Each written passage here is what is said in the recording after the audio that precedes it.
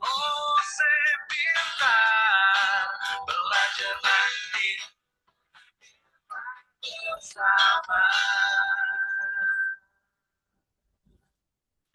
Assalamualaikum warahmatullahi wabarakatuh. Halo Sobat Pelatihan, bagaimana kabarnya? Perkenalkan, saya Muhammad Miftahul Falah dari BDK Semarang, dan hari ini kita akan belajar tentang pembuatan dashboard visualisasi data real time. Siap untuk mulai? Yuk kita mulai. Mari kita mulai dengan tujuan dari pelatihan ini. Pertama, Sobat pelatihan akan mempelajari cara memilih jenis grafik yang sesuai dengan karakteristik data pendidikan. Kedua, kita akan membangun dashboard visualisasi data real time menggunakan data wrapper. Dengan memahami kedua aspek ini, kita akan mampu menyajikan data secara interaktif dan real time. Prinsip pertama adalah kesederhanaan dan fokus pada inti informasi. Dalam pembuatan dashboard, penting untuk menjaga informasi tetap sederhana dan langsung ke inti. Dengan begitu, pengguna bisa lebih mudah memahami informasi yang disajikan tanpa terganggu oleh elemen-elemen yang tidak relevan. Prinsip kedua adalah pemilihan jenis visualisasi data yang tepat. Pilihan jenis visualisasi harus sesuai dengan data yang ingin ditampilkan, karena pemilihan yang tepat akan memudahkan audiens dalam memahami pesan atau insight yang ingin disampaikan. Jenis visualisasi yang tepat akan meningkatkan keterbacaan dan efektivitas dashboard. Prinsip ketiga adalah kesesuaian dengan target pengguna. Dashboard yang baik harus sesuai dengan kebutuhan dan preferensi target pengguna. Pemahaman terhadap audiens akan membantu dalam menentukan elemen desain yang sesuai serta informasi yang paling relevan bagi mereka. Prinsip terakhir adalah pembaruan data yang efisien dan tepat waktu. Dalam beberapa kasus, data yang ditampilkan di dashboard harus sesuai dan up to date agar relevan dan memberikan gambaran yang akurat. Dengan pembaruan yang efisien dan tepat waktu, dashboard bisa menjadi sumber informasi yang dapat dipercaya oleh pengguna. Sekarang, mari kita berkenalan dengan data wrapper. Data wrapper adalah alat visualisasi data yang mudah digunakan untuk membuat grafik, peta, dan tabel interaktif. Keunggulannya adalah tidak membutuhkan keahlian teknis seperti coding atau desain grafis, sehingga siapapun bisa menggunakan untuk menyajikan data pendidikan secara visual. Salah satu fitur unggulan dari data wrapper adalah live update. Fitur ini memungkinkan data pada dashboard diperbarui secara otomatis tanpa perlu republishing. Hal ini sangat bermanfaat, terutama untuk data pendidikan yang berubah secara berkala, seperti jumlah pendaftar atau data kehadiran siswa. Dengan live update, kita bisa selalu memantau data terbaru dengan mudah.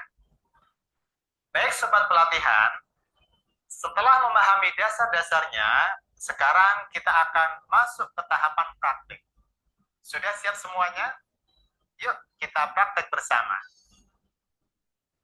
Sobat Pelatihan, berikut ini adalah cara masuk ke alamat website data wrapper. Pertama kali kita klik login. Kemudian kita masuk menggunakan alamat email atau Google. Dalam hal ini saya akan masuk dengan alamat Google secara langsung sinkron dengan email kita.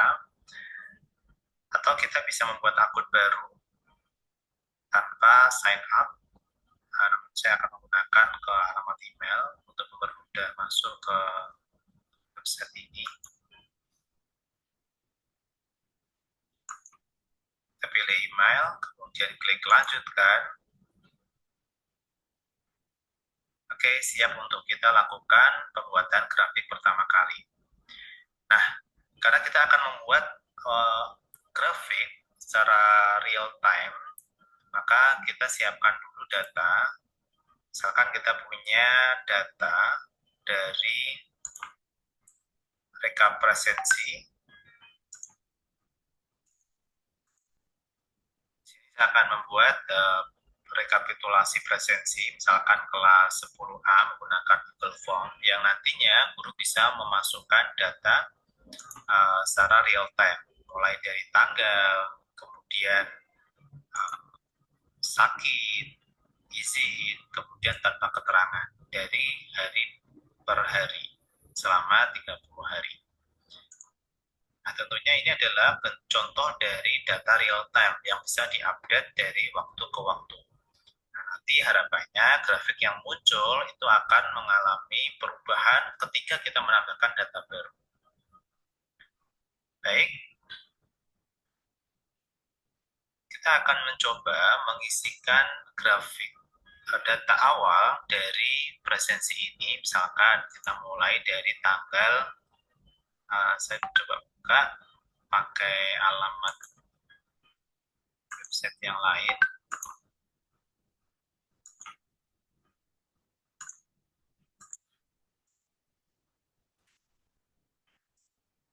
Nah, saya akan memasukkan mulai dari tanggal, misalkan ini adalah di bulan Oktober ya. Bulan Oktober, presensi di bulan Oktober, tanggal 1 misalkan. Kemudian sakit saya isi 2, kemudian 1, kemudian 3 misalkan. Jadi per hari kita bisa update data tersebut, kita klik kirim, maka data sudah terkirim.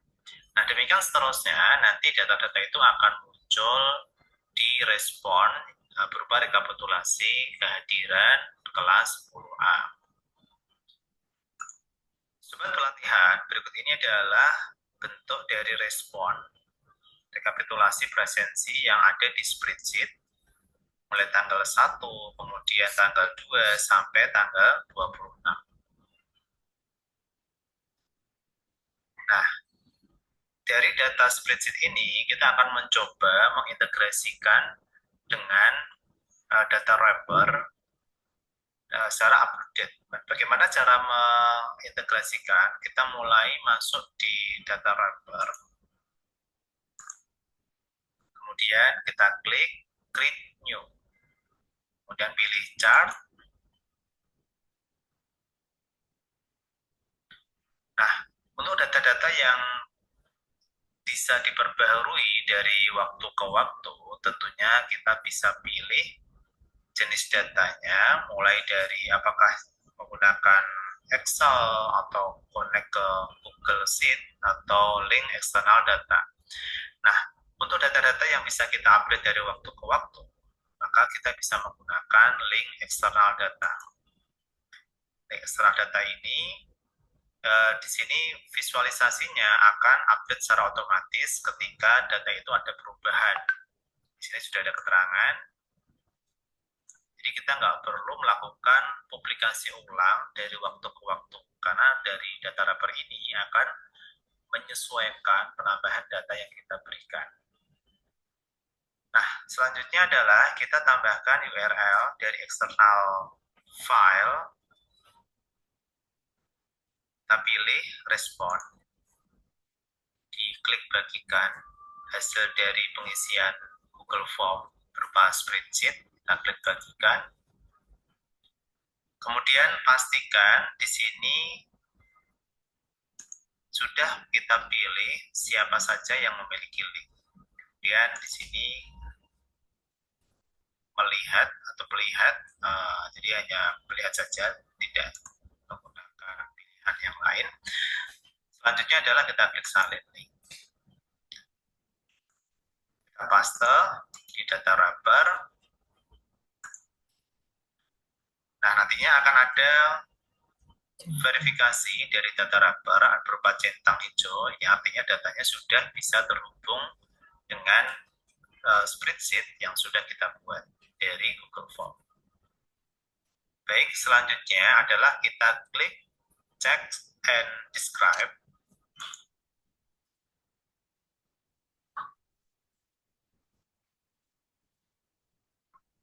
Oke, di sini sudah ada data, ada double data. Tentunya kita harus cek kembali data tersebut. Jika menemui warna merah, ini adalah ada problem pada dataset kita. Maka kita harus perbaharui karena di sini ada double data. Maka kita harus hapus salah satunya dari sumber data.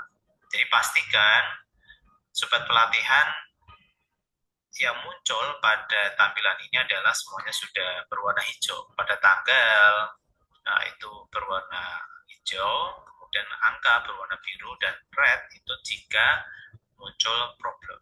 Nah, tentunya kita harus hapus dulu karena sudah ada notifikasi dari data rubber. Namun sobat pelatihan ketika sudah berwarna hijau semuanya, maka bisa dilanjutkan ke tahap selanjutnya. Nah, sekarang kita akan coba menghapus data yang tadi dipermasalahkan oleh data rubber. Ada dua data, kita hapus salah satunya, dan kita bisa berulang.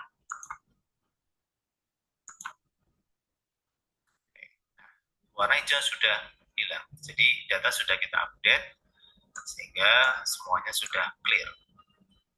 Warna biru dan warna hijau, tidak ada warna merah.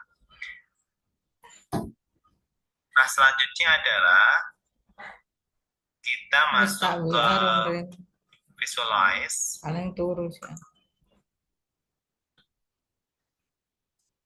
Pada visualize ini kita akan memilih jenis grafik yang kita tentukan. Tentunya kita harus hati-hati pada text and describe ini. Di sini muncul dua tanggal, yaitu timestamp sama tanggal. Maka kita harus sembunyikan salah satunya agar tanggal ini muncul hanya satu. Jadi kita klik pada bagian timestamp, karena nggak kita gunakan, kita pilih kolom ini, kita sembunyikan dengan cara centang hide column from visualization. Baik, kemudian kita visualize, maka otomatis akan mendeteksi grafik yang relevan dengan karakteristik dari data yang kita miliki.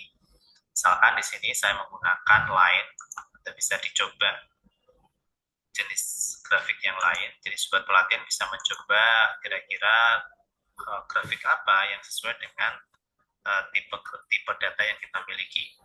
Karena kita berbasis waktu, maka saya menggunakan lines. Pada kolom horizontal adalah waktu, sedangkan vertikal adalah jumlah. Seperti ini.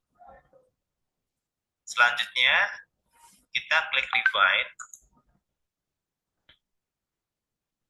Refine ini kita pilih tanggal pada kolom horizontal. Pilih tanggal, kemudian formatnya kita akan menyesuaikan. Misalkan saya menggunakan format tanggal ini juga bisa, atau kita menggunakan jenis yang lain. Ini banyak pilihan.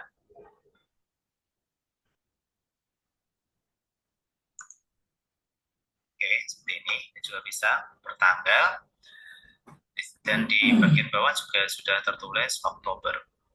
Kemudian secara otomatis kita nggak melakukan setting yang lain. Ini jika kita mau melakukan setting minimal dan maksimal secara custom, misalkan saya membuat 1, 0 ya, sampai dengan 30. Dia akan membuat tetapan batas pada sisi horizontal. Namun saya tidak akan mengisi ini karena secara otomatis data rubber akan mendeteksi. Kemudian kita pilih vertical axis. Bisa kita setting untuk custom range-nya. Kemudian format angka kita menggunakan secara default. Kemudian label secara otomatis, line. Nah, line ini juga bisa kita atur untuk warnanya, untuk warna-warnanya. Kita bisa tunjukkan nilainya, saya off-kan, termasuk simbol line-nya. Saya menggunakan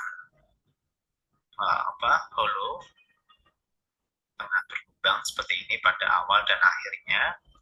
Dan karena kita akan fokus siswa yang posisi tanpa keterangan, maka kita bisa mengatur untuk tanpa keterangan, kasih warna yang berbeda, merah, sedangkan yang lain cenderung warna yang lebih smooth, menggunakan warna misalkan, kemudian izin menggunakan warna biru. Baik, seperti ini bisa kita atur untuk warnanya. Nah, kemudian kita juga bisa mengatur untuk posisi dari grafiknya. Jadi kita cek kembali.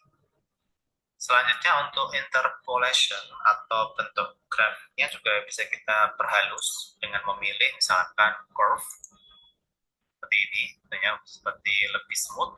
Ini juga bisa kita gunakan. Kemudian untuk fill area, karena saya akan fokus di posisi tanpa keterangan, saya akan membuat fill area dengan sumbu horizontal. Misalkan posisi sakit atau tanpa keterangan terhadap garis horizontal atau 0. Maka di sini akan terlihat area pada rekapitulasi siswa yang berada pada posisi tanpa keterangan. Maksud kita bisa mengatur untuk warna. Kita menggunakan warna defaultnya ini. Termasuk kita bisa atur opacity-nya. Nah, seperti ini. Baik. Nah, kalau sudah dirasa cukup, kita klik anotasi. Saya akan memberikan catatan pada bagian-bagian tertentu yang menjadi poin penting. Di sini kita lihat pada tanggal 3 Oktober, posisi tanpa keterangan berada pada posisi tertinggi dibandingkan dengan posisi izin maupun sakit. Nah, saya akan memberikan keterangan di sana. Maka kita klik annotate. Kemudian kita bisa pilih untuk deskripsinya, title-nya, misalkan saya buat rekapitulasi.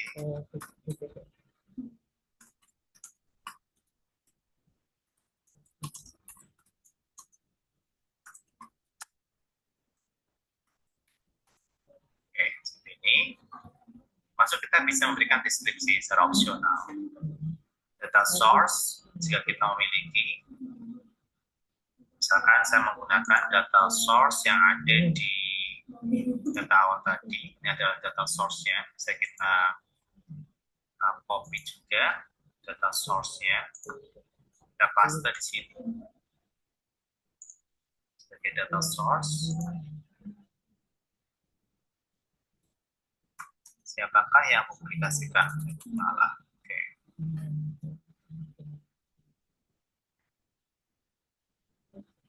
Baik. Nah, kemudian kita akan bisa memberikan anotasi. Saya pilih di sini, misalkan jumlah tanpa keterangan tertinggi.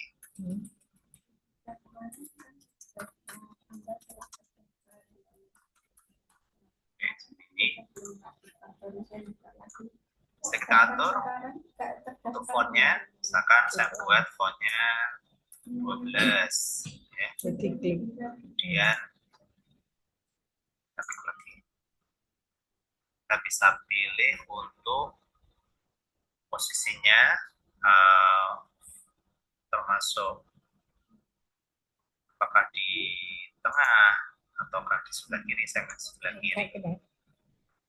Kemudian kita bisa menggambar draw line-nya atau termasuk circle-nya. Jadi kita klik misalkan, saya ambil di sebelah atas seperti ini.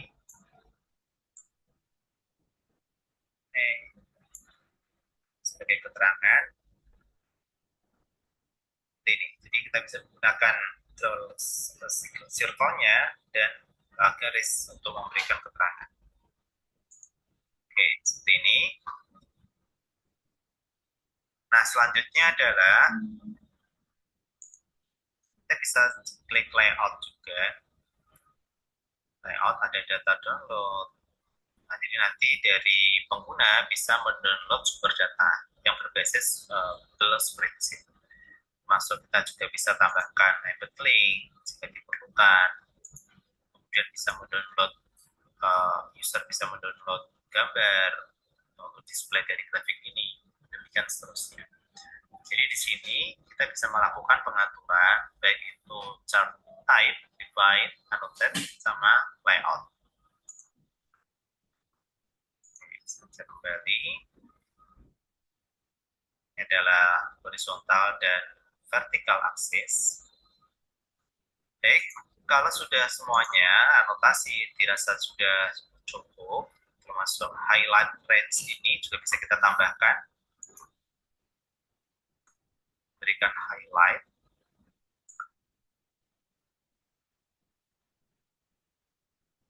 Ini highlightnya. Saya menggunakan warna yang lain. Misalkan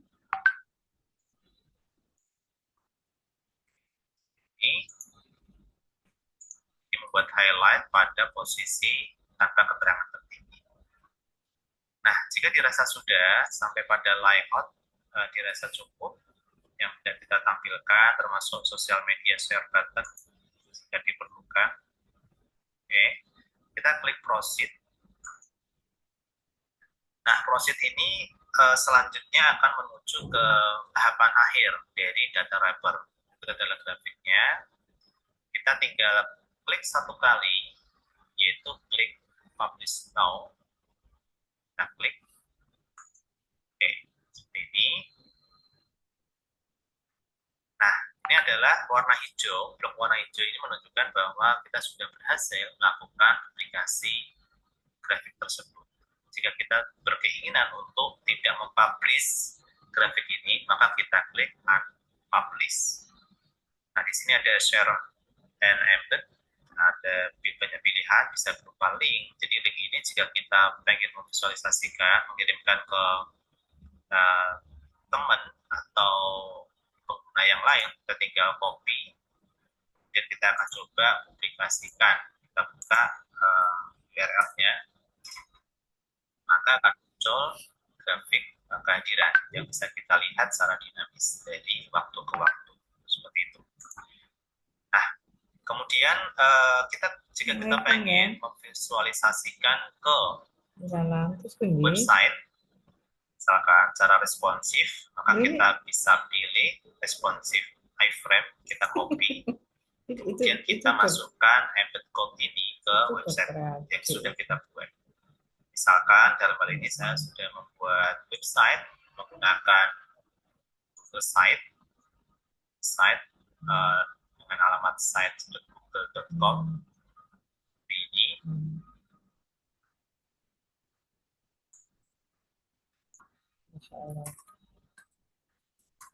ke site. Oke, saya coba kembali ke site. Kita klik plus, berikan judul, rekapitulasi website, rekapitulasi presensi, website rekapitulasi presensi. Kemudian kita pilih sematkan pada bagian ini, pada bagian bawah, dan kita paste, klik sematkan code.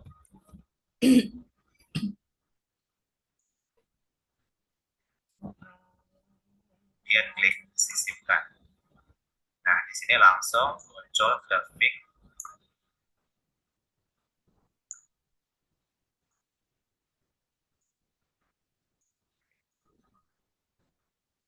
Dan kita bisa memberikan keterangan pada sisi sebelah kanan. Jadi ketika kita review, ya bisa langsung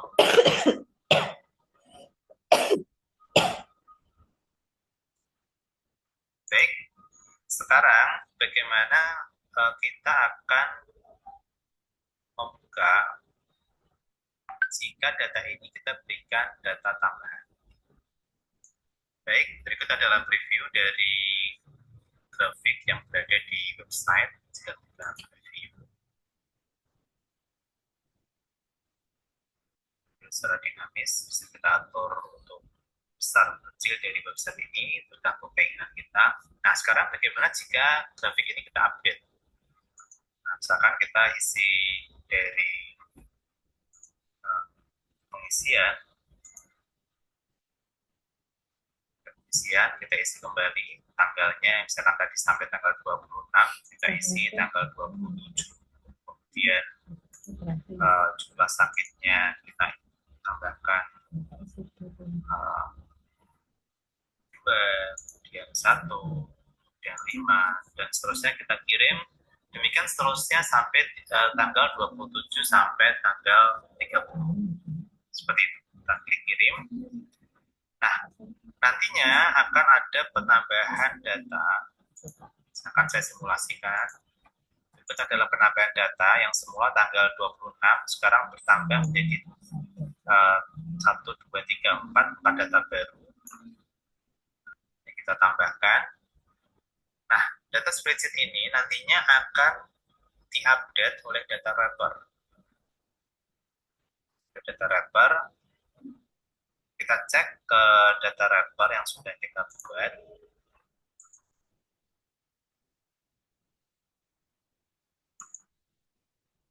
Klik di sini. Nah, dia akan melakukan update setiap menit nantinya. Kita akan coba cek tuh datanya.